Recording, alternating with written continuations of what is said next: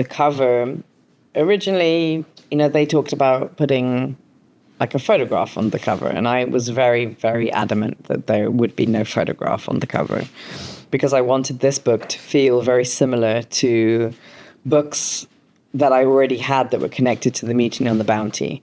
So I wanted there to be kind of a parallel between this one and the children's books of the Bounty. And so I went through and I looked at all of the different covers that already existed and, thought, okay, it needs to be a drawing, really. It needs to be an illustration.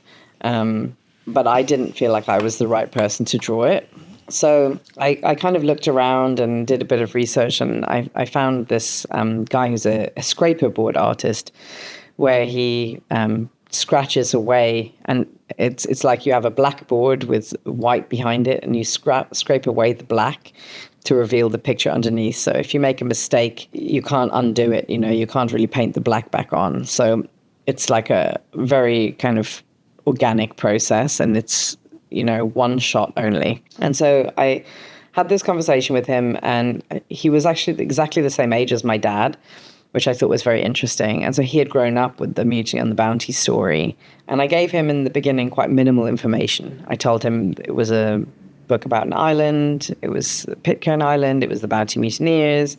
I told him that it was very difficult to reach it, that, I pulled out certain images of the island that I had taken, and we kind of started to develop from there. And then he came up with like this very plain image originally of the ship arriving with the ocean. And I really liked the way he'd drawn the ship and the way that he'd drawn the ocean, and it felt that kind of, violence. And I wanted the island to feel not like a calm desert island. It needed to feel like tumultuous, and so like dark skies and all the rest of it. But then I told him the real story of the project and about the women and the abuse and everything that happened. And so he went away and he redrew it, and then he added the hands. So there's a man's hands that are reaching around the island, kind of grasping it and kind of suffocating it. So it's like held in the hands of these men who are like in control of it.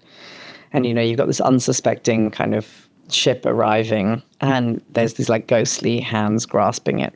And so I wanted that to be this kind of like subtle nod to it, which you only really notice if you're really looking at the picture. Most people don't notice it's first off, and I like that. It's like everything about this book was a slow reveal. I want it to be like at first you don't notice it, you just see the ship arriving, and then you notice the hands after you've understood a bit more about the story.